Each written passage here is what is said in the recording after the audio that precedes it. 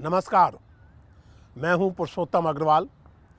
Rajya Sabha TV के कार्यक्रम किताब के इस नए एपिसोड में आपका स्वागत है। हम लोग इस समय दिल्ली विश्वविद्यालय के जानकी देवी महाविद्यालय में हैं। इस महाविद्यालय की स्थापना श्री बृज कृष्ण चांदीवाला ने अपनी माताजी की स्मृति में की थी और ये शुरू से ही सिर्फ़ और सिर्फ लड़कियों का कॉलेज रहा है और आज इस कॉलेज की लड़कियां, इस कॉलेज की छात्राएं जीवन के सभी क्षेत्रों में अपना नाम ऊंचा कर रही हैं। हम लोगों को बहुत प्रसन्नता है कि एक बहुत महत्वपूर्ण किताब पर बात करने के लिए हम लोग इस कॉलेज में मौजूद हैं। आज हम लोग बात करने जा रहे हैं एक पुस्तक पर या एक भाषण पर जो आज से लगभग 80 साल पहले दिया गया था, या कहना चाहिए कि नहीं दिया जा सका था। और मैं बात कर रहा हूँ डॉक्टर भीमराव अंबेडकर की प्रसिद्ध पुस्तिका एनाहिलिएशन ऑफ कास्ट की, जाति उन्मूलन।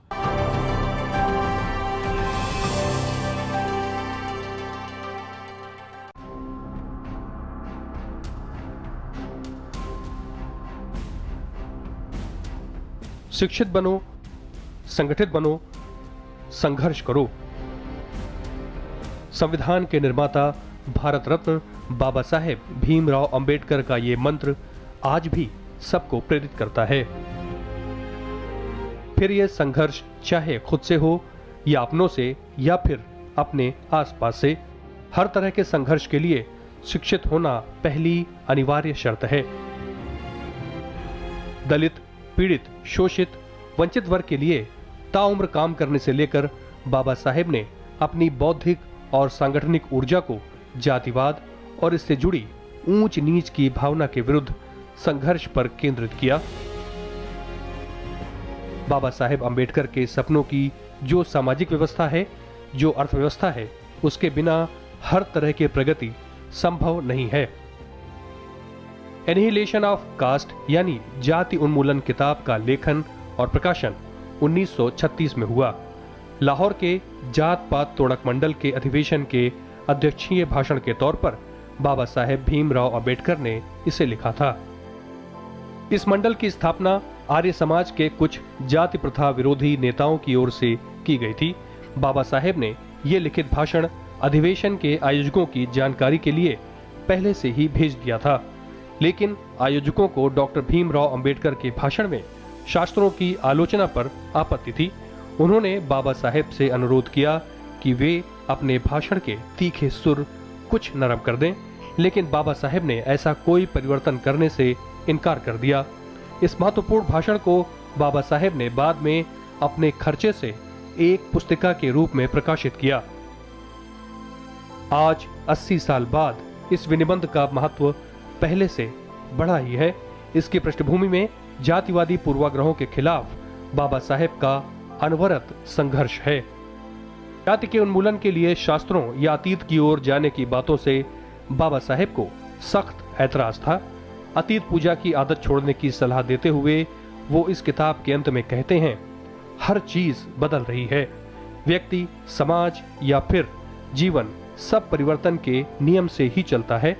परिवर्तनशील समाज में सामाजिक मूल्यों के धरातल पर क्रांति अनिवार्य है। मैंने स्वयं ये पुस्तिका सन 1980 में हिंदी अनुवाद में पढ़ी थी और आज इतने वर्षों बाद भी ये उन पुस्तिकाओं या उन पुस्तकों में से है जो मुझे हॉन्ट करते हैं, एक तरह से कहें कि मेरे सपनों में आते हैं। उन लेखों में से या उन रचनाओं में से एक है डॉक्टर अंबेडकर की पुस्तक एनाहिलिएशन ऑफ कास्ट।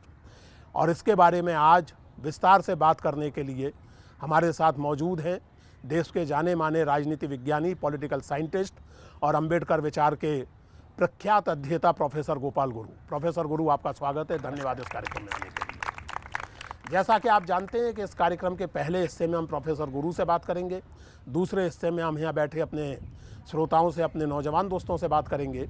लेकिन उन नौजवान दोस्तों के साथ हमारे साथ 3 अपने आप में महत्वपूर्ण व्यक्तित्व मौजूद हैं और मैं आपका परिचय उनसे भी कराना चाहूँगा।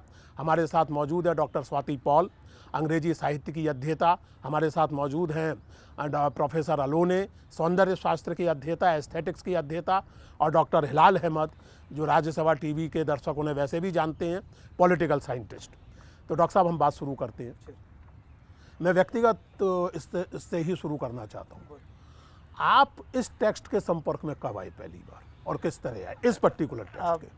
तकरीबन 40 साल पहले जब मैं कॉलेज में पढ़ता था, जहाँ पे Milind college of arts and commerce, बाद में बहुत सारे कॉलेज बाबा साहब ने खोली थी। मिलिंद कॉलेज तो 49 में खोला था, तब 71-72 में मैंने ये पुस्तिका को पढ़ा। मराठी में था, जब उसकी कीमत थी 8 रुपया। हमारे प्रसिद्ध जब छपा था उस समय कीमत थी 8 आना। तब 8 आना था। गांधी जी ने कहा था कि उसका 4 आना क्यों नहीं रखते, क्योंकि सब लोग पढ़े उसको, सब लोग पढ़े। तो वो तब मैं उस पुस्तिका को पढ़ रहा था। मुझे लगा कि ये तो मेरी कहानी है। मतलब इतने साल, मतलब मैं 71 में पढ़ रहा था, जबकि ये लिखा गया था 1936 में जी। तो वो कहानी, मतलब इतिहास जो हमारे सामने आता है, इतिहास बोल के नहीं आता, वो इतिहास वर्तमान लेकर आता है। जो कहानी बाबा साहब की थी वो हमारी कहानी है। इसलिए वो मुझे लगा कि मेरा ही किताब है, मेरी वास्तवता को बयान कर रहा है ये किताब। इसलिए मैंने मेरे जैसे बहुत सारे स्टूडेंट्स थे, वो पढ़ते थे इस किताब को। और सबसे अहम बात यह है कि ये किताब की विशेषता ये है कि ये बाबा साहब के जितने भी भाषण हैं वो छोटी छोटी किताबें में, छोटी छोटी पन्नों की किताब है, जाकि बड़े विद्वान तो पढ़े ही, मगर हमारे जो आम लोग हैं, गरीब तबके के, दलित तबके के लोग हैं, वो ज़्यादा पढ़े। और 8 आना और 6 आना कुछ ज़्यादा कीमत तब तो नहीं होती थी, 8 रुपये में हमने पढ़ा था तब। और वो किताब का जरा अगर कोई कुंडली ढूंढे आप, तो ऐसा लगा सब बहुत सारी भाषाओं में उसका ट्रांसलेशन भी हुआ था साथ साथ में। जबकि कन्नड़ा में भी एक 1945 में हुआ था। गदग में किताब बेची जा रही थी, उसकी कीमत थी 8 रुपया। तो यह है मेरे ख्याल से इस किताब की विशेषता। हमको उसका परिचय हुआ, मतलब फार्मल रूप में हुआ। आपको परिचय 71 में हुआ, मेरा परिचय 80 में हुआ, लेकिन जाहिर है कि मेरी यात्रा आपकी यात्रा से सर्वथा भिन्न प्रकार की है। और मैं अपने मित्रों से कई बार ये कहता हूँ कि अम्बेडकर के तीखेपन को देखते समय ये कभी नहीं भूलना चाहिए कि हम में से बहुत से लोगों के लिए वो अनुभव अकल्पनीय हैं जो अम्बेडकर और उनके जैसे लोगों के जीवन की रोज़मर्रा की वास्तविकता है। मैं एक अब थोड़ा अलग तरह का सवाल आपके सामने रखना चाहता हूँ। इस किताब का ऐतिहासिक महत्व स्वयं सिद्ध है, उस पर कोई बहस संभव नहीं है।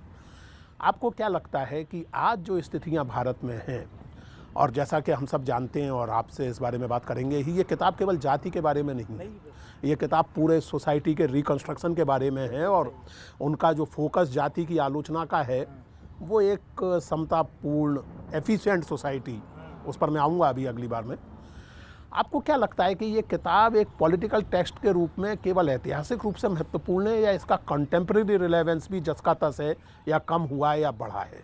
आप क्या समझते हैं? जब हमारे देश का सामाजिक वास्तव नहीं बदल रहा है, बल्कि वो ज़्यादा ही तीखेपन से उभर रहा है, तो मेरे ख्याल से इस किताब का महत्व बहुत ज़्यादा है, ज़्यादा बढ़ गया मौजूदा परिस्थितियों में। तो मेरे ख्याल से ये किताब जो है, मेरे ख्याल से सब लोगों ने पढ़नी चाहिए। और इस किताब का महत्व सिर्फ पॉलिटिकल नहीं है, मतलब राजनीतिक नहीं है, उसमें सब बहुत किस्म के भाषा फिलॉसफी उसके अंदर है, उसके ऊपर थ्योरी है। उन्होंने कहा है, मैं आप जब पढ़ेंगे अब तो आपको पता चल जाएगा कि ये किताब कैसी पढ़नी चाहिए, उसके पढ़ने के क्या तरीके हैं। तो एक है कि भाषा तीखी है। मैं समझता हूँ भाषा तीखी होती है जिसके ऊपर जुल्म होते हैं, वो आपको मधुर भाषा में कब लोग बोलते हैं, और जिसका तर्क तीखा हो। तर्क तीखा तो स्वाभाविक है, नेचुरल है कि भाषा भी तीखी होगी, क्योंकि अत्याचार जुल्म इतने होते हैं कि आप मधुर भाषा में कैसे बोलेंगे, अपना बयान कैसे, अनुभव कैसे मधुर ये भाषा का प्रांत अलग है, मेरे ख्याल से उसके ऊपर बहस हो सकती है। मगर ये जो आपने सही फरमाया कि ये सिर्फ जाति उन्मूलन या जाति विच्छेद के बारे में तो है ही है, मगर वो उससे ज़्यादा बढ़कर बात कहने जा रही कहती है किताब।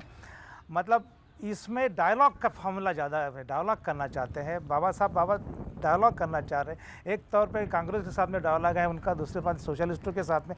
शुरू के पहले जो पन्ने हैं 20 पन्ने नहीं, उसी के ऊपर है कि क्या प्रॉब्लम्स है हमारे सोचने में, हमारी अगर से हम जाति का उच्छेद करेंगे तो हमारी अगरकम क्या होगा, क्या करेंगे हम, किसको पहले हल करेंगे, कौन सी समस्या को हल करेंगे। तो करेंगे, उन्होंने फिर बताया कि पूरी दुनिया के अंदर जब तक आपको सामाजिक मान समाज का समझता नहीं है और उसको बदलने की कोशिश नहीं होती, तब तक मेरे ख्याल से राजकीय सुधारना नहीं हो सकती। तब उन्होंने क्रिश्चियनिटी से लिया, क्रिश्चियनिटी है, फिर इस्लाम तक सबका यही मानना है। ये बात वो खास करके सोशलिस्टों को संबोधित करके कह हाँ। रहे हैं, क्योंकि उस समय जो सोशलिस्ट थे वो इस पुस्तक में जो अम्बेडकर ने उनसे बहस की है, उन्हें लगता था, और ये आज भी बहुत से लोगों को लगता है, कि जाति हो या कोई भी सामाजिक कुरीति हो, वो आर्थिक स्थितियां बदलने पर अपने आप दूर हो जाएगी। और उसी प्रसंग में बाबा साहेब वो तर्क देते हैं कि आर्थिक स्थितियां बदलने के लिए जो मानसिक बदलाव चाहिए, वो जब तक नहीं आएगा तब तक कोई सामाजिक या आर्थिक क्रांति संभव नहीं है। डॉक्टर साहब, एक जो बात मन में आती है, आपने जो जिक्र किया और जाति की जो व्यवस्था, और आपने कहा कि और अधिक बढ़ी है वो जातिगत भेदभाव या जातिगत अत्याचार या क्रूरता, हम रोज़ उस तरह की खबरें सुनते हैं। अम्बेडकर, फुले और सावित्रीबाई फुले की परंपरा में है। महाराष्ट्र में वो आंदोलन 19वीं सदी में महात्मा फुले ने चलाया था। गांधी जी अपने ढंग से अस्पृश्यता के विरुद्ध संघर्ष कर रहे थे, और तमाम वामपंथी और तमाम, यहाँ तक के हिंदू समाज सुधारकों में भी आखिरकार अम्बेडकर को आर्य समाजियों ने बुलाया था, संत राम आदि ने। मेरे मन में एक सवाल ये आता है डॉक्टर साहब, कि ऐसा क्या है जाति व्यवस्था में कि इतने प्रयत्नों, इतनी आलोचना और इतने इसको समाप्त करने के प्रयासों के बावजूद एनाहिलिएशन ऑफ कास्ट के प्रकाशन के 80 साल बाद भी इसका एनाहिलिएशन होता नहीं दिखता? ये जो वो बाबा साहब ने खुद अपनी किताब में उसका आंसर, उसका बताया है कि क्या इसकी समस्या है। जातिवाद या जाति संस्था अगर से कुछ पेड़ जैसी होती है, कोई बिल्डिंग जैसी होती है, उसको तोड़ना, उसको ख़त्म करना, उसको रिप्लेस करना मुमकिन था, मगर क्योंकि जाति ये आपकी मानसिक स्थिति है, स्टेट ऑफ माइंड है, तो वो उसको बदलने के लिए आपको मेरे ख्याल से खुद प्रयत्न करने पड़ेंगे कि आपकी जाति की चेतना कम हो जाए, फिर विश्व की चेतना बढ़ जाए, ह्यूमैनिटी की चेतना बढ़ जाए, डिग्निटी की चेतना बढ़ जाए। मगर हम क्यों जाति की चेतना का आधार लेते हैं? पल पल पर हर एक जो जिंदगी के हर एक दिन के अंदर हम जाति की चेतना को ज़्यादा नज़दीक पाते हैं। उससे हम चाहते हैं कि हमें कोई ज़्यादा मतलब जाति की चेतना से हमको अच्छा लगता है, हमें जो हम कर नहीं पाते वो करने के लिए जाति की चेतना जो है उसका वो हल ढूंढते हैं। समझो मैं बता रहा हूँ आपको, हाँ, कि आधुनिकता में मुझे कुछ नहीं मिल रहा है, मतलब मुझे किसी पोस्ट नहीं मिल रही है, किसी पद पर मैं नहीं जा रहा हूँ। अब मेरे पद न जाने के लिए मेरे बहुत सारे कारण हैं, जाति कारण नहीं, मगर हम पूरा जाति में ढूंढते हैं उसका कारण। इसलिए जाति हमको वो नज़दीक का हल दिखता है, जाति का हल नज़दीक का है। इसलिए डॉक्टर साहब, ये दोनों तरह से सच है। हाँ। कई बार ये भी होता है कि अगर आपके साथ कोई ज्यादती होती है और अगर आप उन जातियों से संबंधित हैं जिनके साथ पारंपरिक रूप से ज्यादती होती चली आई है, तो ज्यादती ना भी हो तब भी आप ये दावा करते हैं कि ज्यादती हुई है, और ज्यादती होती तो है ही। जो बात आप कह रहे हैं और जो मैंने पहले भी पूछने की कोशिश की, यानी हम ये कह सकते हैं कि मिसाल के तौर पर मान लीजिए कि कम से कम बड़े शहरों में या छोटे शहरों में भी अनटचेबिलिटी की प्रैक्टिस हो सकता है कुछ कम हुई है, हो सकता है नहीं हुई है, लेकिन जाति एक सेंटीमेंट के रूप में, जाति एक सोशल आइडेंटिटी के फॉर्म के रूप में क्या कारण है कि कमज़ोर होने की बजाय बढ़ती चली जा रही है?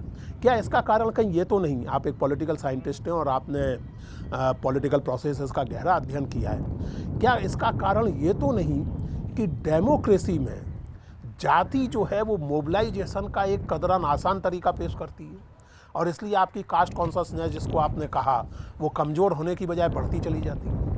अब जाति का मतलब ये सवाल तब भी पूछा था लोगों ने कि जो अम्बेडकर साहब जाति को लेकर क्यों संगठन कर रहे थे। तब उस ज़माने में 1936 की बात है, लेबर पार्टी उन्होंने की थी, मगर उससे पहले भी उन्होंने जाति को लेकर शेड्यूल कास्ट फेडरेशन 42 में आया। जाति का आधार क्यों देना पड़ा? क्योंकि दूसरी कोई लैंग्वेज, दूसरी कोई परिभाषा उपलब्ध नहीं थी। मतलब वर्ग है, कोई फेमिनिज्म है, वो तो तब इतना फेमस नहीं था, इसलिए जाति को लेकर ही आपको सबके सवाल खड़े करने पड़ते थे या मोबिलाइजेशन करना पड़ता था। मगर उसमें यह है कि जाति एक फॉर्म है, उसका अंदरूनी कंटेंट जो है, इंटरनल डायमेंशन है, वो इक्वालिटी है। बाहर का उसका जो एक्सप्रेशन है, अभिव्यक्ति जो है जाति के ऊपर, इसीलिए वो तो कह रहे हैं कि चेतना है जाति। जाति आप अपने दुख को, अपने इंटरेस्ट को आप व्यक्त कर रहे हैं, अभिव्यक्त कर रहे हैं, तो जाति का सहारा लेकर कर रहे हैं, क्योंकि दूसरी भाषा आपको यूनिवर्सल लैंग्वेज उपलब्ध नहीं है। अम्बेडकर तो यहाँ तक कहते हैं, और मैं समझता हूँ कि बिल्कुल सही कहते हैं, कि जाति के कारण ही ना तो हिंदू समाज एक प्रॉपर समाज या कम्युनिटी बन सका है, और ना ही आप भारतीय राष्ट्र की कल्पना कर सकते हैं, क्योंकि आपका जो एसोसिएशन है, समुदाय के साथ जो एसोसिएशन है, वो जाति पर आधारित है। आप अपनी जाति से संबंधित हैं, आप अपने समुदाय से, अपने समाज से और अपने राष्ट्र से संबंधित हो ही नहीं पाते हैं। लेकिन डॉक्टर साहब, मैं फिर से चाहूँगा आपसे कि इस बारे में थोड़ा और मुझे समझाने की कोशिश करें आप। क्या हम लोग जो बात कर रहे हैं, क्या उसका नतीजा ये तो नहीं निकल रहा कि जब तक डेमोक्रेसी है तब तक जाति बनी रहेगी, क्योंकि ये बड़ा आसान मोबिलाइजेशन का टूल हमारे लोगों को मिल गया है? नहीं, वही है, जब तक आप दूसरी भाषा को आप इस्तेमाल नहीं करते, जबकि बाबा साहब का पूरा प्रयास रहा कि उस भाषा से निकलकर दूसरी भाषा में हम चले जाएं। मगर दुर्भाग्य की बात यह है कि जाति का जो ये है प्रोटेक्शन हम पीठ पर रहकर घूमते रहते हैं। उसको क्यारा पेश कहते हैं, मतलब 89 एक्ट क्यारा पेश है, रिजर्वेशन क्यारा पेश है। आपको बचाने के लिए खुद को जाति का क्यारा पेश हमको लेकर घूमना पड़ता है। दुर्भाग्यपूर्ण बात है, उसको फेंकना है हमको, उसी को हम लेकर। आप बहुत महत्वपूर्ण बात कह रहे हैं। हाँ। आप ये कह रहे हैं, आपकी जो बाबा साहेब के काम की रीडिंग है वो इस दिशा में जा रही है कि जाति एक लैंग्वेज थी, क्योंकि उस समय और कोई लैंग्वेज शायद इतनी सुलभ नहीं थी। हमारा असली लक्ष्य समाज में समता और न्याय स्थापित करना है, और अब हमें जाति के अलावा दूसरी लैंग्वेजेज एक्सप्लोर करनी चाहिए। वो कौन सी लैंग्वेज हो सकती है डॉक्टर साहब जो एक्सप्लोर की जाए? जैसा आप लैंग्वेज समानता की लैंग्वेज है, न्याय की लैंग्वेज है, सम्मान की लैंग्वेज है, डिग्निटी की, जैसे कि वो लैंग्वेज है। ह्यूमैनिटी की तो ज़्यादा ही सबसे ऊपर वाली भाषा है, अमूर्त भाषा है। वहाँ तक हमको पहुँचना है। बुद्धिज़्म का जो बाबा साहब ने बुद्धिज़्म लिया है, उसका माने यही था कि हमें इस भाषा से निकलकर दूसरी भाषा में हम चले जाएंगे, ताकि हमें कोई पूछे ना कि आप जाति क्या है। जाति की भाषा जो है बड़ी विशिष्ट भाषा है, उससे हमको बहुत ज़्यादा दुख पहुंचता है। जिस भाषा से हमको दुख ना पहुंचे, अच्छा लगे, जैसे अब एस्थेटिक में काम कर रहे हैं, तो जिस भाषा से हमको दुख ना पहुंचे, अच्छा लगे, सुनने में कुछ अच्छा लगे, ऐसी भाषा हमको चाहिए, जिसमें किसी का उपमर्द या किसी का कोई डिग्निटी का वायलेशन ना हो। एक यहाँ जो कंटेम्प्रेरी अम्बेडकर स्कॉलर्स में डिबेट चलती रही है, और अम्बेडकर से जुड़ने वाले पॉलिटिशियंस या उस तरह की पॉलिटिक्स में भी, और इस किताब को पढ़ते हुए और थोड़ा बहुत और अम्बेडकर का अध्ययन करते हुए मुझे ऐसा बार बार लगा कि अम्बेडकर डायरेक्टली और इनडायरेक्टली जॉन डेवी को बहुत एल्यूड करते हैं, कई जगह तो कोट भी करते हैं। और उनका जो इंडस्ट्रियल डेमोक्रेसी का आइडिया है जॉन डेवी का, वो अम्बेडकर को बहुत इंस्पायर करता है, ऐसी मेरी रीडिंग है। और इंडस्ट्रियल डेमोक्रेसी का आइडिया, क्या ये सही होगा ये कहना कि वो पूंजीवाद और साम्यवाद दोनों से अलग एक तरह का, जिसको आजकल थर्ड वे कहा जा रहा था 15 साल पहले तक यूरोप में, क्या उस तरफ जाने वाला रास्ता था वो? नहीं, वो तो और क्या अम्बेडकर उस रास्ते पर चलने की कोशिश कर रहे थे? बिल्कुल, उनके ऊपर उनके खुद टीचर रहे जॉन डेवी, उनका टीचर था, वो प्रैग्मेटिज्म में ज़्यादा दिलचस्पी थी। मगर बाबा साहब सिर्फ प्रैग्मेटिस्ट नहीं थे, उनसे वो जॉन डेवी के बहुत आगे निकल गए थे। उसके बाद में हमने कहीं पर लिखा है, जिक्र भी किया है। मगर दलितों के लिए, महिलाओं के लिए, आदिवासियों के लिए, जितने भी तबके, उनके लिए स्टेट का होना, राज्य का होना बहुत ज़रूरी है। इसलिए स्टेट सोशलिज्म की भाषा वो करते हैं। फिर समाज के जितने भी फोर्सेस, मतलब मीन्स ऑफ प्रोडक्शन, उनको भी डिस्ट्रीब्यूट करना चाहते हैं। तो लोकशाही भी रहे, मतलब क्या कहते हैं, डेमोक्रेसी भी रहे, और आपका डिस्ट्रीब्यूशन भी हो साथ में, दोनों साथ में रहे। दोनों का वैल्यू, मतलब दोनों का मूल्य समान है बाबा साहब के, क्योंकि वो जब आपको बता रहे फिलोसॉफी, और टोटलिटी में बता रहे, वो उसका कोई टुकड़े करके नहीं बता रहे आपको। आप ठीक कह रहे हैं डॉक्टर साहब। अम्बेडकर के यहाँ दो चीज़ें तो बहुत स्पष्ट हैं। एक तो इंडिविजुअल का महत्व, हाँ बिल्कुल, वो संविधान सभा में भाषण देते हुए उन्होंने कहा, और जाहिर है कि वो संकेत एक खास विचारधारा की तरफ था। इसका मतलब मैं थोड़ा सा इंटरप्ट करूँगा यहाँ पे, जो अनाहिलेशन ऑफ कास्ट का महत्वपूर्ण बिंदु जो है कि जाति की वजह से हम अपनी इंडिविजुअलिटी डेवलप नहीं कर पा रहे। मैं इसी पर आ रहा था। और दूसरा है उसमें ये कि रिफ्लेक्टिव थिंकिंग, मतलब सोचने के लिए हम, मतलब क्रॉस रोड जो है वो बड़ा है। जाति की वजह से हम क्रॉस रोड, मतलब हमारे जहन में, हमारे चेतना में कोई ऐसे डाउट नहीं पैदा होता। डाउट ही तो है नॉलेज का, मतलब नॉलेज का सोच जो है डाउट है। मैं अगर से किसी ने बताया मेरे को इससे जाओ ऐसे जाओ, कुछ डायरेक्शन बता दिया, तो हम चले जाएंगे, मैकेनिकली चले जाएंगे। मगर हम सोचते नहीं कि हम इधर क्यों ना जाए, इधर क्यों जाए। तो ये उन्होंने बताया। और प्रायचित जो है, उन्होंने प्रायचित की बात की। प्रायचित का बड़ा एक दान है हमारे इंडिया के अंदर। प्रायचित करो, बाकी सोचने की ज़रूरत नहीं है। अपनी गलती करते रहो। बिल्कुल ठीक कहा आपने डॉक्टर साहब। मैं जो कह रहा था वो इसी से जुड़ी हुई बात आती है कि क्रिटिकल थिंकिंग इंडिविजुअलिटी का पहला प्रमाण है। हाँ। इंडिविजुअल आप तभी होते हैं जब आप क्रिटिकल थिंकिंग करते हैं। तो संविधान सभा के उसमें संविधान पास होने के बाद उत्तर देते हुए बाबा साहब ने जो कहा वो मुझे याद आता है कि मुझे इस बात की बहुत प्रसन्नता है और मैं इसको अचीवमेंट मानता हूँ कि इस संविधान में डेमोक्रेसी की यूनिट गाँव को नहीं बल्कि व्यक्ति को माना गया है। एक बात ये बहुत महत्वपूर्ण है। दूसरा ये कि वो इंडस्ट्रीज के समाज के परिवर्तन और समाज में रिसोर्सेज के डिस्ट्रीब्यूशन के लिए इंडस्ट्री के महत्व पर अंबेडकर एकदम स्पष्ट थे। और इस अर्थ में हम कह सकते हैं कि अंबेडकर बहुत क्लियरली आधुनिकतावादी विचारक थे। बिल्कुल सही। He was a modernist philosopher. Definitely। बहुत क्लियरली वो मॉडर्निस्ट फिलोसोफर थे। आजकल बहुत से अंबेडकर स्कॉलर्स का ये कहना है कि अंबेडकर अपनी सोच और अप्रोच में कैपिटलिज्म के अधिक निकट थे और मार्क्सवाद के कठोर आलोचक थे। इस पर आपकी क्या टिप्पणी है? नहीं, उसमें तो वो अपनी अपनी राह है। जैसे मैं बस वो क्या दो है, निरपेक्ष और सापेक्ष और रिलेटिव एंड एब्सोल्यूट, उसमें है। अब अपनी अपनी राय हम क्या बोल सकते हैं। मैं भी लोग शायद, मगर अंबेडकर जी के पूरी लिखान के अंदर उन्होंने मेरे ख्याल से अभी तो 25 वॉल्यूम्स अभी रेडी है, 35 तक चले जाएंगे। वो अभी गवर्नमेंट ऑफ महाराष्ट्र कर रही है। मुझे मेरे पढ़ने में ऐसे कभी भी कुछ नहीं आया कि अंबेडकर जी ने कहा दलितों के तुम कैपिटलिस्ट बनो। ये पूरा है वो आपके खिलाफ रहे। मतलब ये है कि उन्होंने कहा, अब हम बता सकते हैं कि इस देश को दो दुख है, दो दुश्मन है इस देश के। दूसरे, मुझे दुश्मन शब्द ठीक नहीं है, मगर दूसरा शब्द दो व्याधियां हैं। दो व्याधियां हैं, दो परेशानियां हैं जी। दो व्याधियां हैं। दो व्याधियां हैं। एक है ब्राह्मणवाद, दूसरा है पूंजीवाद। वो कहते हैं वो लीचेस है, वो हमारा खून चूस रहे हैं। The two kinds of problem that we have. One is the capitalism, the other one is Brahminism. Hinduism की बात नहीं कर रहे हो। ब्राह्मणिज्म हिंदुइज्म में फ़र्क करते हैं, बिल्कुल फैक्ट। नहीं, as a matter of fact तो मैं व्यक्तिगत रूप से ये मानता हूँ। मैं ये नहीं कह रहा हूँ कि मेरी ये फीलिंग है, लेकिन मैं व्यक्तिगत रूप से ये मानता हूँ कि 1936 में संत राम जी जैसे और हर भगवान जैसे लोग जो अंबेडकर को लाहौर बुला रहे थे, और असल में उनका विरोध हुआ था इस बात के लिए कि आप अंबेडकर को इस अधिवेशन की अध्यक्षता के लिए बुला रहे हैं, वो अपने आप को हिंदू के रूप में ही पहचानते थे। और वो अंबेडकर की इस बात से सहमत थे कि हिंदू समाज की प्रगति में सबसे बड़ी बाधा जाति है। तो वो तो बहुत स्पष्ट है डॉक्टर साहब। लेकिन जो बात मैं जानना चाह रहा था, मैं आपको थोड़ा सा बता दूं कि उन्होंने, बाबा साहब ने लिखा भी उसके अंदर कि भाई आप जो काम कर रहे हैं इंटरकास्ट मैरिजेस का, बड़ा अच्छा काम रहा, मुझे अच्छा लगा। इंटरडाइनिंग इंटरमैरिज तो हमारे समाज का पहले से रहा है जी बिल्कुल। तो उन्होंने उनके ऊपर जिक्र किया है कि मुझे बहुत अच्छा लगा, आपका तारीफ की उन्होंने।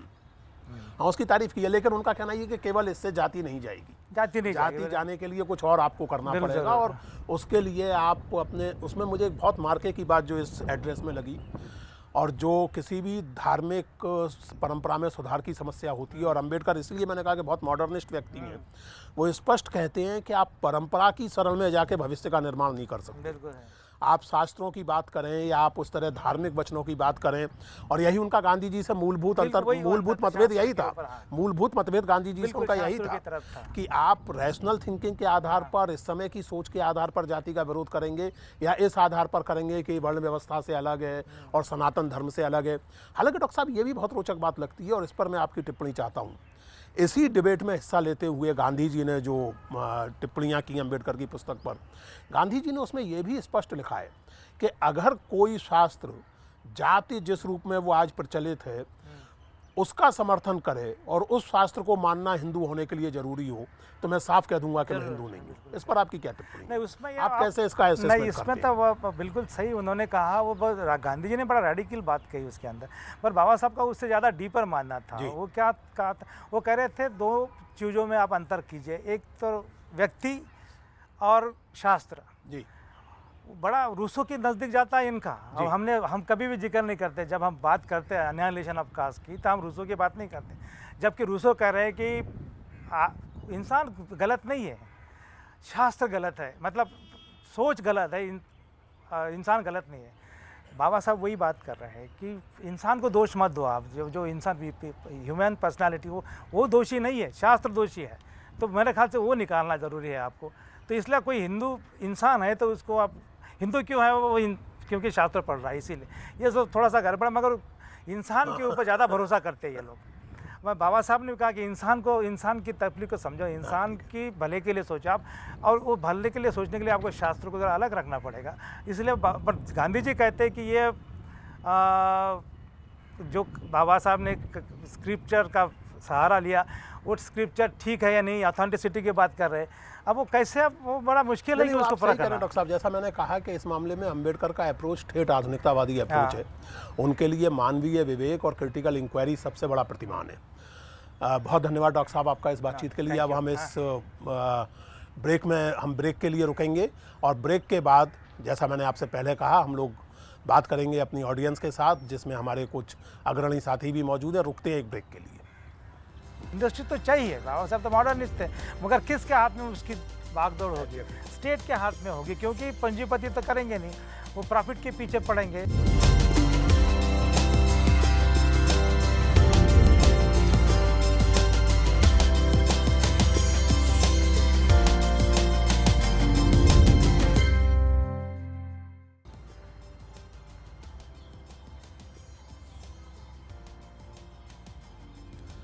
ब्रेक के बाद स्वागत आपका। इस सेगमेंट में हम लोग बात करेंगे, और इस बातचीत में और टीका टिप्पणी में हमारे यहाँ बैठे हुए श्रोता भी शामिल होंगे।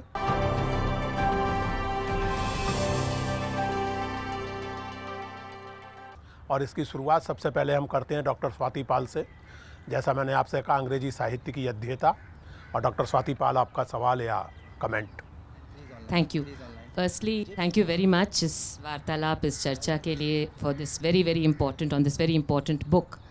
माई questions, I have 2 questions, short अगर आप questions। हिंदी में पूछ लें तो ज़्यादा अच्छा रहेगा। कोशिश करती हूँ। मेरे सवाल जो हैं छोटे हैं, बहुत बेसिक हैं, लेकिन 2 हैं। पहला सवाल ये है कि हम इस मॉडर्न युग में जो जी रहे हैं, काफ़ी अरसों से ये जो दलित स्ट्रगल है, ये काफ़ी अरसों से चलते आ रहा है, लेकिन उसके बावजूद the persistence of caste is evident. The number of atrocities जो हम देखते हैं, हर पल जो हम देखते हैं, उसकी वजह क्या है, उसकी असल वजह क्या है? और जो मेरा दूसरा सवाल था वो ये था कि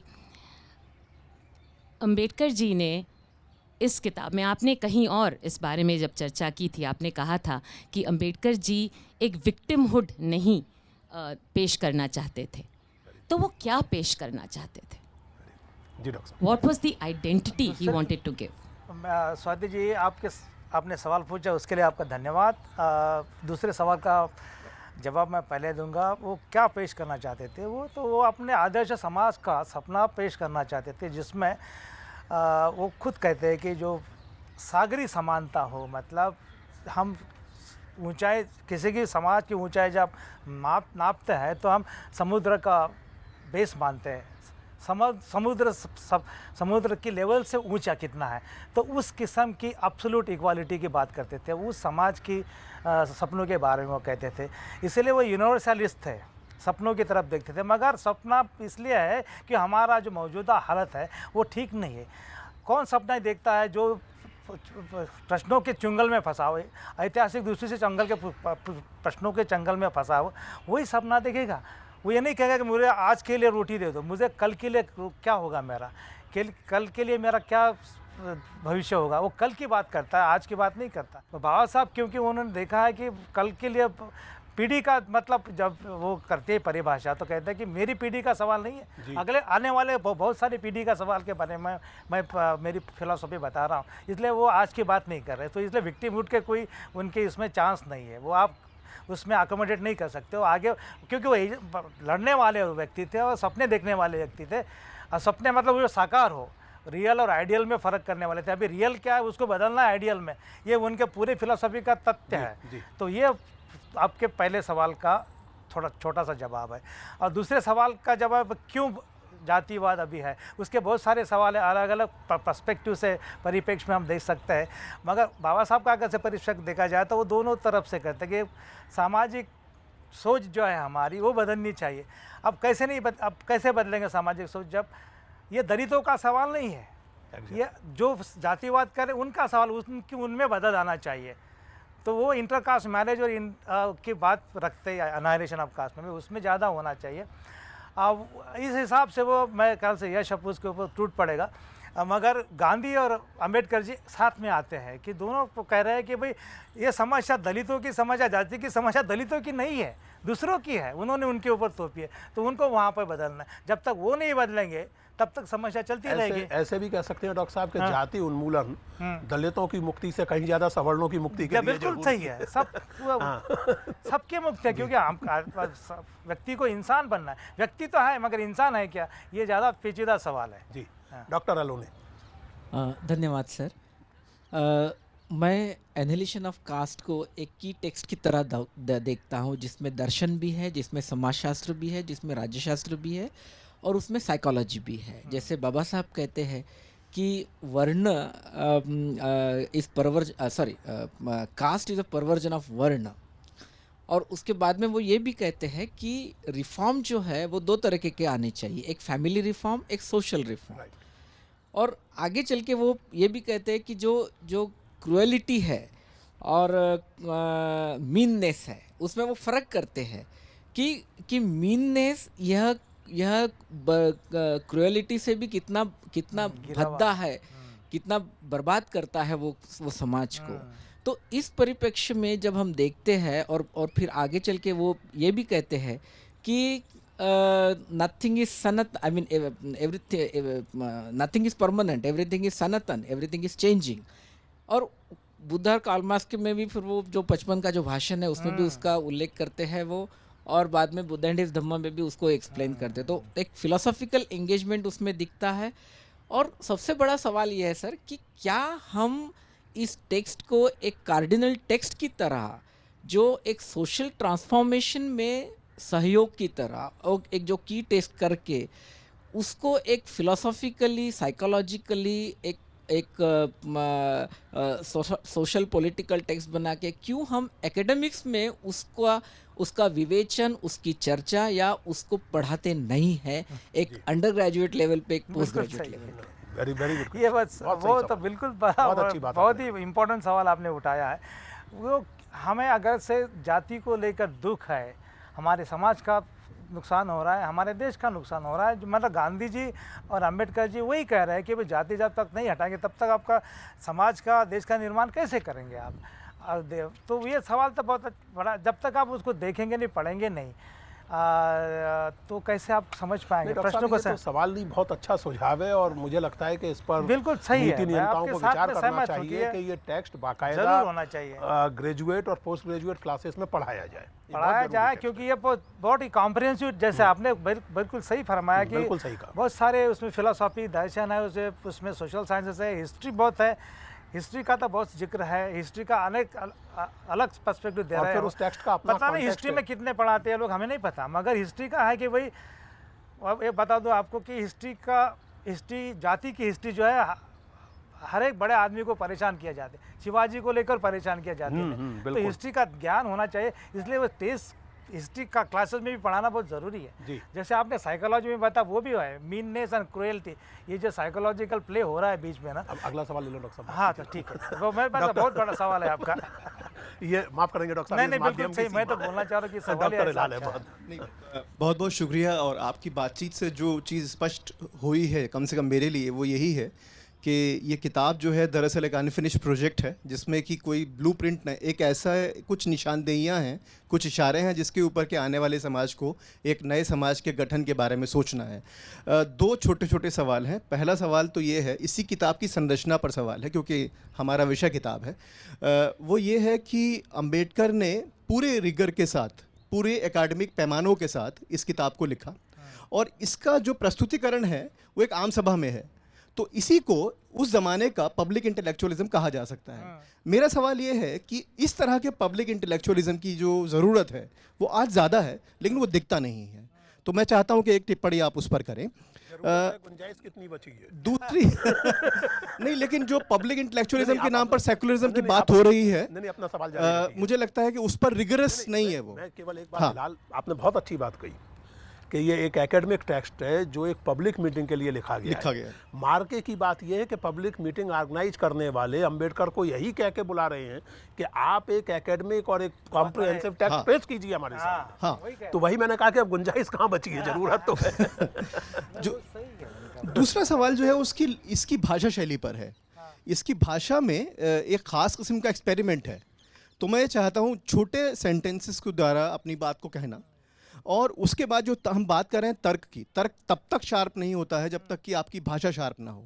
तो मुझे लगता है कि पूरे रिगर के बावजूद अंबेडकर अपनी भाषा के प्रति बहुत ज़्यादा जागरूक हैं, और यही इस किताब की महत्वता है। डॉक्टर साहब आप उत्तर दें, इसके पहले एक टिप्पणी मैं करना चाहता हूँ। बहुत रोचक, अभी हिलाल ने बहुत रोचक एक्सप्रेशन इस्तेमाल किया बिल्कुल सही। कि ये टेक्स्ट एक अनफिनिश्ड प्रोजेक्ट है। हाँ। तो इससे मुझे हैबरमास की किताब का शीर्षक याद आता है, unfinished project of modernity. Modernity वही है, बिल्कुल सही आपने जी, कहा। आप टिप्पणी अब वो करें। आप मेरे ख्याल से अब 3 सवाल आपने पूछे हिलाल, और शुक्रिया उस सवालों के लिए। पहला सवाल तो आपका था कि वो भाषा मतलब क्यों एकेडमिक किताब लिखी गई पब्लिक फंक्शन के लिए, तो उसमें कोई अंतर, उसमें कोई मेरे ख्याल से टेंशन है क्या? तो टेंशन नहीं है, क्योंकि मैंने शुरू में कहा कि जो लैंग्वेज की बाबा साहब ने अलग अलग किस्म की लैंग्वेज इस्तेमाल की। अगर से उनका ऑडियंस सबाल्टर्न है तो उस किस्म की छोटी छोटी किताबें होंगी।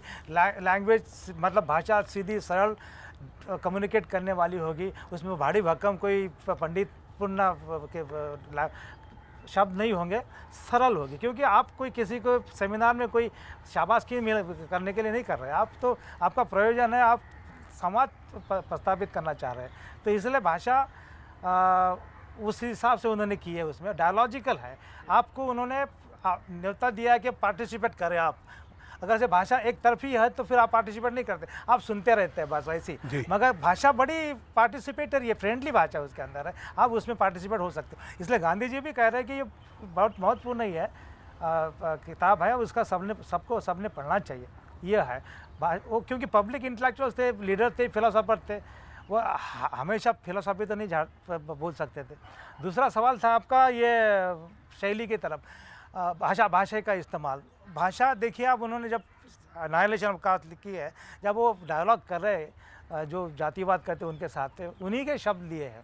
प्रायश्चित शब्द कोई दलितों का शब्द नहीं है। तो प्रायश्चित करना मतलब ये शब्द वहाँ से आ रहा है जहाँ से जातिवाद होता है। तो आप ये उनका है कि उनका तो ट्रेनिंग था लीगल फिलोसॉफी में, जूरिस्प्रूडेंस में था उनका। वो पहले तो पूर्व पक्ष रखेंगे, ये आपने कहा है और ये मैं मान नहीं सकता, उत्तर पक्ष देते थे। ये उनका, तभी तो आप डायलॉग कर सकते हैं। अन्य ऐसा नहीं होता है कि मेरी बात कई किताब के अंदर मैं जा रहा हूँ, बिल्कुल ये नहीं हो सकता। वो रिस्पॉन्सिबिलिटी की बात है उसमें अंदर। बाबा साहब लिख रहे हैं किताब, उसका सबसे इम्पोर्टेंट पार्ट देखिए, रिस्पॉन्सिबिलिटी के साथ लिख रहे हैं कि मैं खुद के लिए नहीं लिख रहा हूँ, मैं औरों के लिए लिख रहा हूँ, वो भी पार्टिसिपेट करे। और तीसरा सवाल जो है, मैं उसके लिए मेरे ख्याल से अलग बहस करेंगे। मेरे पास उसके लिए कोई इमीडिएटली आंसर नहीं है, मगर हम सेमिनार में उसकी बहस कर सकते हैं। हाँ बिल्कुल। अब मैं, जो नौजवान छात्राएँ हमारी बैठी हैं, पूछे सवाल, आप पूछिए। हाँ, और आप, हाँ, नाम बताइए अपना और सवाल पूछिए झटपट। अपना नाम बताइए, सवाल पूछिए। मेरा नाम गरिमा है। मेरा आपसे सवाल ये है सर, एक तरफ आप कहते हैं कि बाबा साहेब के अकॉर्डिंग पूंजीवाद जो है वो समाज का एक परेशानी है, तो दूसरी तरफ वो ये कह रहे हैं कि हमें एक इंडस्ट्रियल डेमोक्रेसी की वेव की तरफ बढ़ना चाहिए। जैसा सर ने कहा, वो 15 साल पहले थर्ड वेव की तरह थे, तो हम लोग कैसे उसको एक रेमेडी, एक आंसर की तरह ले सकते हैं? वो कैसे हम उसको करेंगे? बहुत बढ़िया सवाल है। और कोई सवाल? एक सवाल ले हाँ, लेकर बिल्कुल साथ में एक ये सवाल है। हाँ, आप पूछिए। हाँ, पूंजीवाद, इंडस्ट्रियल डेमोक्रेसी। सर, मेरा सवाल जो नाम बताइए पहले। मेरा नाम आकांक्षा है और मैं यहाँ पे हिस्ट्री पढ़ाती हूँ। मेरा सवाल मतलब बहुत सारी चीज़ें डिस्कशन में आ गई हैं, पर वही था कि वर्तमान जो लोकतांत्रिक स्थिति है, कुछ डेकेड्स पहले तक जो मैंने देखा अपने यूथ में भी, एमए करते दौरान, कि अंबेडकर का एसोसिएशन केवल और केवल दलितों के साथ होता था। ठीक है, जहाँ पर आपको उनकी फ़ोटो दिखी, अच्छा यहाँ पर तो दलित आंदोलन चल रहा है या दलित वो। तो रिसेंटली अभी जो हम ट्रेंड देख रहे हैं, लाल और नीले की बात हमको सुनने को मिल रही है। एक बहुत ही बड़ा टीवी चैनल उनको one of the makers of modern India का लीडर बताते हैं। तो इस बदलाव को प्रेजेंट लोकतांत्रिक स्थिति में आप कैसे देखते हैं? इसी को लेकर के मेरा थोड़ा सा और कोई थैंक सवाल? यू। हाँ, वो एक उधर है। हाँ, पहले ये 3 सवाल ले लेंगे, हाँ, फिर बाद वेलकम। में। सर, मेरा नाम गरिमा है। सर, आपका भी नाम गरिमा है? Yes sir. सर, जातिवाद को हटाने के लिए कई तरह के प्रयास हमारे समाज में किए गए हैं। एजुकेशन बड़ी ही है, 1936 से ये टॉपिक चला आ रहा है और रिजर्वेशन आया है और हम हर संभव प्रयास की तरफ अग्रसर हैं। सर, मेरा सवाल ये है कि आज भी ये चीज़ घटी नहीं है, या घटी भी है तो हटी नहीं है। सर, कैसे टैकल करेंगे? एनिहिलेशन ऑफ कास्ट एक सपने से एक हकीकत में कैसे बदलेगा? वेरी गुड जी डॉक्टर ठीक साहब। है, आपके बहुत अच्छे सवाल आए हैं और मैं बड़ा प्रभावित हुआ हूँ आपके सवालों से। पहला सवाल जो है आपका कि बाबा साहब का क्या मानना था इंडस्ट्रीज़ के बारे में। इंडस्ट्री तो चाहिए, बाबा साहब तो मॉडर्निस्ट थे, मगर किसके हाथ में उसकी भागदौड़ होगी? स्टेट के हाथ में होगी, क्योंकि पंजीपति तो करेंगे नहीं, वो प्रॉफिट के पीछे पड़ेंगे और प्रॉफिट डिस्ट्रीब्यूट कैसे होगा? समानता के लिए तो नहीं होगा। तो इसीलिए उन्होंने पंजीवाद का रास्ता छोड़ दिया। उन्होंने अपने स्टेट एंड माइनॉरिटीज़ में बताया पूरा, ज़मीनी का सब नेशनलाइजेशन हुआ है, सब पूरा बताया। तो वो मेरे ख्याल से मॉडर्निटी की तरफ जा रहे थे, इंडस्ट्रियलाइजेशन की तरफ जा रहे थे, क्योंकि आपको जॉब चाहिए, आपको और सारी सुविधाएं चाहिए, तो इंडस्ट्री के बिना कैसे होगी? मगर उसकी जो अधिकार होगा वो राज्य के हाथ में होगा, ना कि व्यक्ति के हाथ में, पूंजीपति के हाथ में होगा। वो उन्होंने बताया। आप कहेंगे मार्क्सवादी थे क्या वगैरह, उन्होंने उनमें दोनों ने फ़र्क किया, उनमें टेंशन थे, वो अलग बात है। अब उसकी बात हम अलग कर सकते हैं। अच्छा, ये जो आपने सवाल किया लिमिट, बाबा साहब का विचार जो है, किसी भी व्यक्ति का विचार जो है, कोई किसी जाति के लिए नहीं होता, पूरी विश्व के लिए होता है। क्योंकि सवाल जो है वैश्विक है, वो निजी नहीं, सवाल नहीं, कोई विशिष्ट सवाल नहीं है। जाति का सवाल है, वैश्विक है, जो समानता का सवाल है।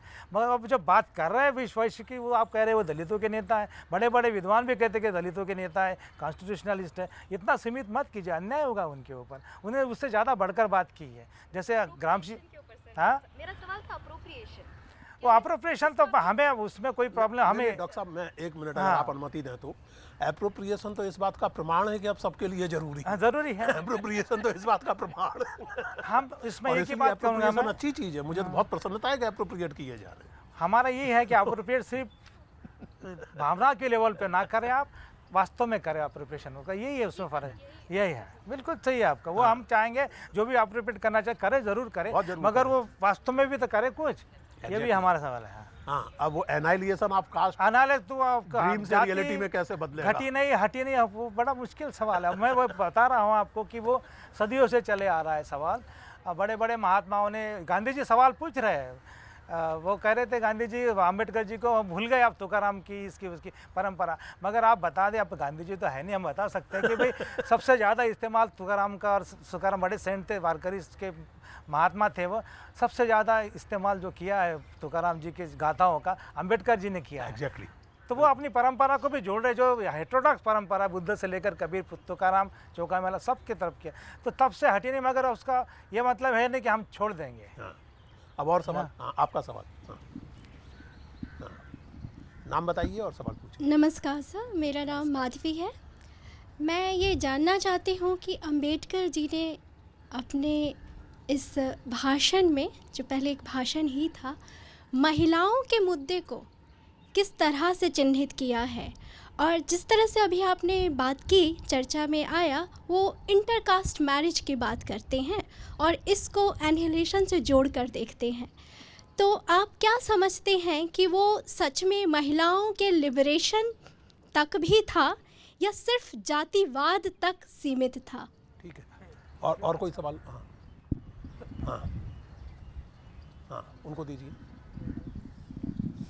सर, मेरा नाम भव्या है और मेरा प्रश्न ये है कि ये माना जाता था कि इकोनॉमिक चेंजेस आने के बाद कास्ट में एक एटीट्यूड चेंज आएगा, लेकिन इवन हम देखते हैं कि even after so many years of globalisation, caste में एटीट्यूड चेंज आने की बजाय कास्ट इटसेल्फ एक मॉडर्न कॉन्सेप्ट बन गया है कि हम देखते हैं बहुत रिच लोग आज भी वैश्य कैटेगरी से, वैश्य डिवीजन ऑफ कास्ट से आते हैं। तो ऐसा क्या अडेप्टेबल है कास्ट के बारे में जो उसे विदर तो नहीं होने दे रहा, बट उसे अडेप्टेबल बना रहा है विद चेंजिंग टाइम्स? ठीक है। हाँ, और हाँ, इनको दीजिए। हाँ, इनको दीजिए। हेलो सर, मेरा नाम सुदीक्षा है और सर इसी लड़ी में मैं आपसे एक क्वेश्चन ये पूछना चाहूँगी कि आपने कहा कि जिस तरह से बुक में भी मेंशन है कि अंबेडकर जी ने कहा कि अगर हमें ये कास्ट सिस्टम इरेडिकेट करना है तो हमें सोच बदलनी होगी, और सोच एक इशू है अपर स्ट्राटा का, ऊंची जाति के लोगों को अपनी सोच बदलनी होगी।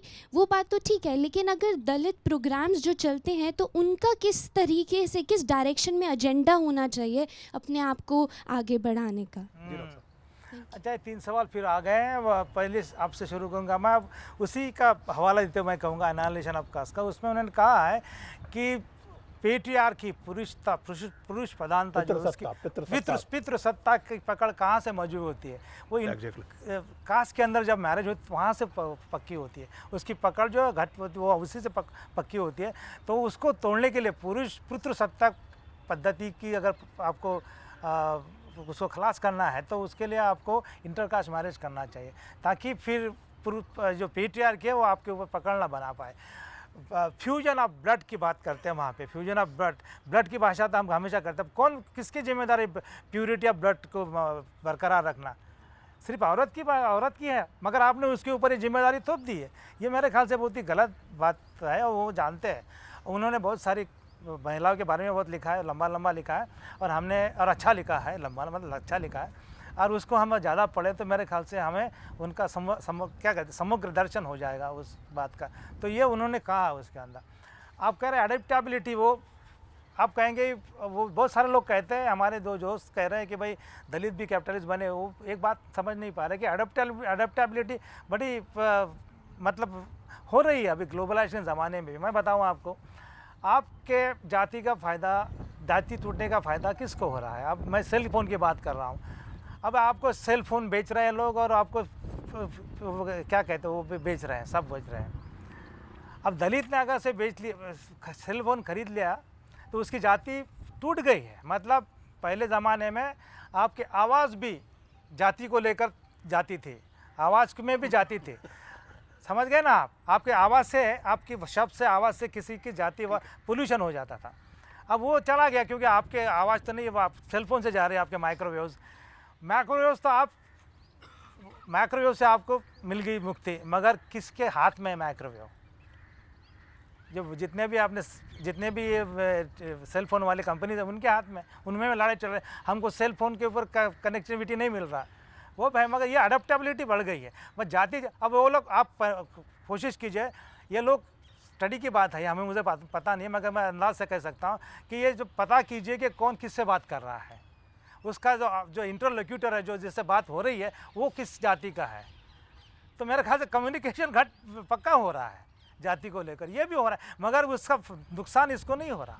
उसका तो बिजनेस बढ़ रहा है, जाति में बिजनेस बढ़ रहा है। जाति बढ़कर खूब रखे यहाँ, मगर हमारा सेलफोन खरीद लीजिए, ये बात है।